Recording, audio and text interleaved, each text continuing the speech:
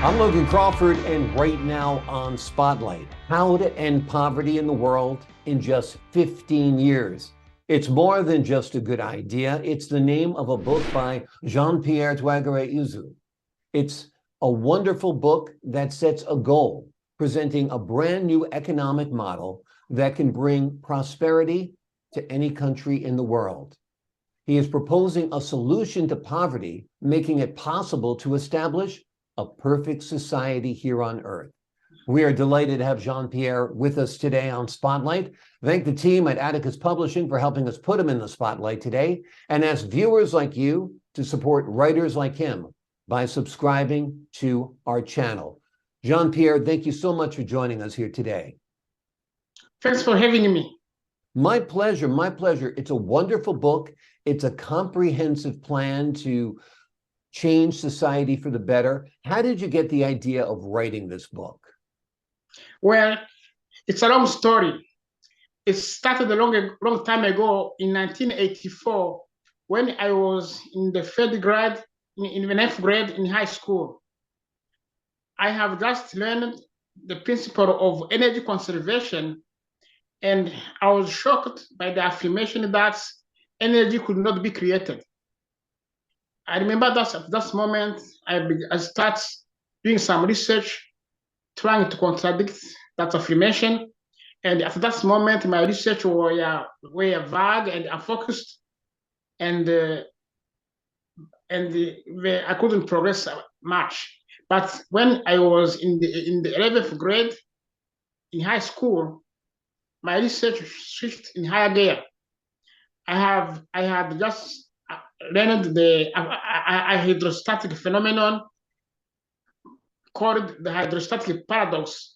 And as I analyzed this phenomenon, I became convinced that I could exploit it to design a device that would generate energy without consuming anything. So I tried numerous designs, but I couldn't escape the principle of energy conservation. So I spent many years trying to exploit that phenomenon, and with each design that failed, I would learn something. With time, I became convinced that one day I'll be able to design a device capable of generating free energy. And then I began to reflect about the impact such a device could have on society. As I reflected on that device and its impact, I concluded that if I could design a successful device capable of generating free energy, it would be an opportunity to put an end to poverty all around the world. So I became very excited, and fortunately, my research concluded successfully in December 2007, early 2008. By early 2008, I had a complete theory with detailed instruction on how to design a device that will generate useful mechanical energy without any kind of input and indefinitely. So after I got to that final design, I began to write my book, because in my opinion, with the problem of energy resolved, there was nothing standing in the way of putting an end to poverty all around the world. This device is really very exciting, and I'd like to have it built at any American university. Any American university that has a faculty of physics or a faculty of mechanical engineering can successfully design this device. If physicists could give me just 1 hour, I can convince them without any doubt that my device will work. Just 1 hour from physics.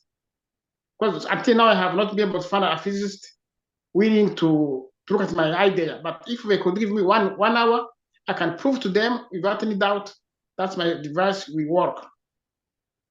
And this device is by the way, this device is so interesting that it will solve the current problem of global warming and climate change, because the device I invented doesn't produce any emission, and it is 100% environmentally friendly, and it can be installed in automobiles, and the car or the truck will never need any need for any input. No, the car will not. We never need gasoline, no electricity, no nothing, or no anything else to run or to operate. Also, this device can be used to supply mechanical energy to a generator and produce electricity. And this electricity will be totally free, because there will be no need to put anything in the device. So with the problem of energy solved, I think it is possible to create wealth beyond limit on this planet and put an end to poverty in every country of the world.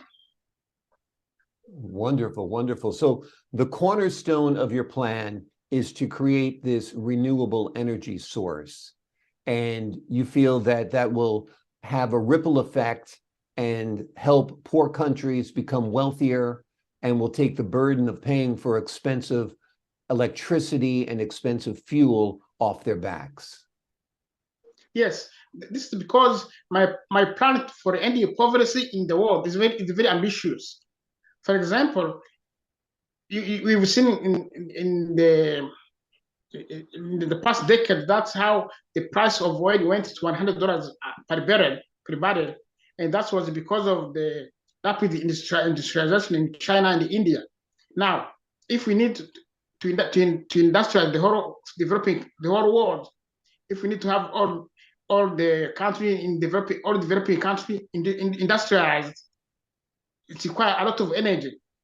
So with the current source of energy we have today, it shouldn't be sustainable.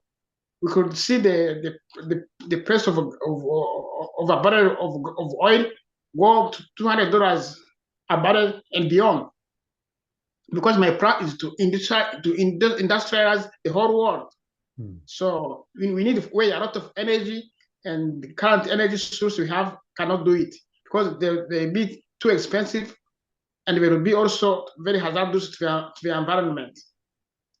But with the energy, with the free energy device I invented, which I call energy machine, with that device that's called energy machine, it is possible, it is sustainable to put an end to poverty in no country in the world, meaning to industrialize the whole world.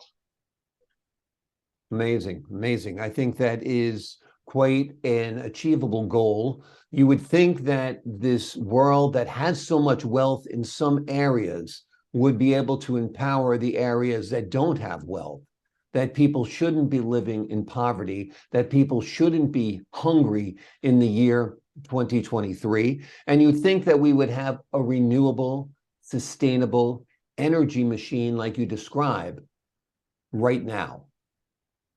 Yes.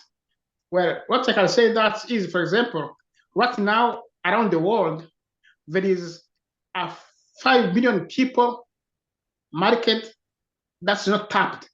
There is a 5 billion people untapped market around the world right now.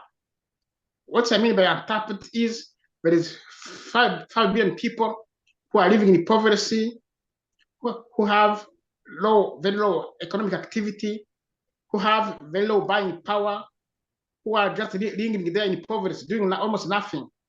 What I propose is to put those people to work, and then have these people become the market for the product they produced. So yeah, well, like you said, it'd be in effect a ripple effect. Once you empower these people, give them money, get them to work, they'll be creating wealth. They'll be making sure that people aren't living in poverty, that people aren't hungry. It's a very, very noble goal indeed. If you were to speak to a physicist or an engineer right now from one of the top universities here in the United States, what would you like to tell him or her? Well, I have not tell the physics that energy can be created well, to say created is too much, but I can say that I have a device that can generate, use it for mechanical energy without even any kind of input, and I have a complete theory, and I can prove to him with my theory that the device will really work.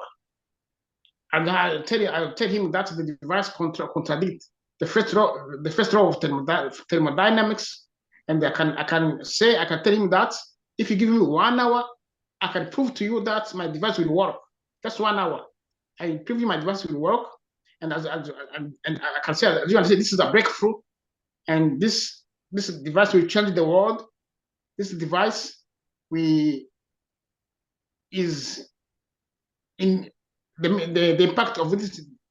The impact of this device means the beginning of the end of poverty around the world. Because with this device, I intend to create a research company, and with the money, this research company would accumulate to be a multi-trillion dollar company. I can be able to invest that money in developing country and put an end to poverty. And when I talk about putting an end to poverty, I have a plan, because energy, the availability of energy, of free energy, make the plan sustainable, to make the plan viable, to make the plan feasible. Now, the plan is to end poverty is through globalization done the right way.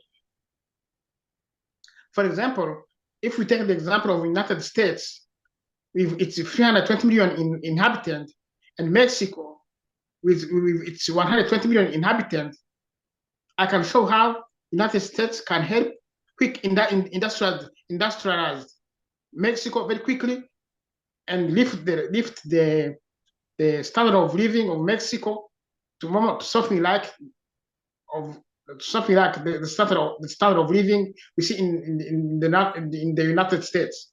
For example, if we could have like 500 United States if we could have 500 manufacturing company from United States come to do business in Mexico simultaneously.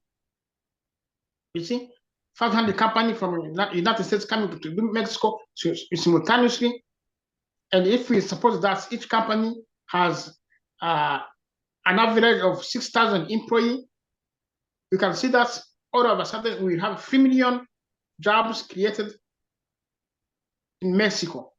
3 million high-paying jobs created in Mexico. Now, exactly. And if you can do that in Mexico, you can do that in every poor nation in the world. Every poor nation in the world. Wonderful. Go ahead, sir. The key is to have company from developed country come to any poor country, any developing country at the same time. A large number of companies coming to a poor country at the same time, and as this company come at the same almost simultaneously to a country, they create a market. They create a high number of people who have a good job, a high number of people who have a high-paying job, and these people become the market for the product that are being produced. Exactly. It is a wonderful idea. It is all spread out and spelled out in the book, How to End Poverty in the World in Just 15 Years. It is written by Jean-Pierre Twagara-Izu.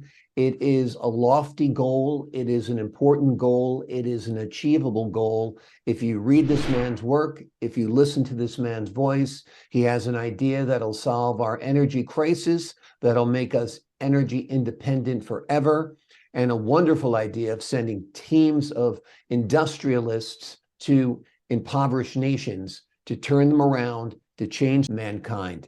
Jean-Pierre, thank you so much for joining us here today on Spotlight. You're welcome. And to the folks at home, I'm Logan Crawford, thanking you for your time, this time, until next time on Spotlight.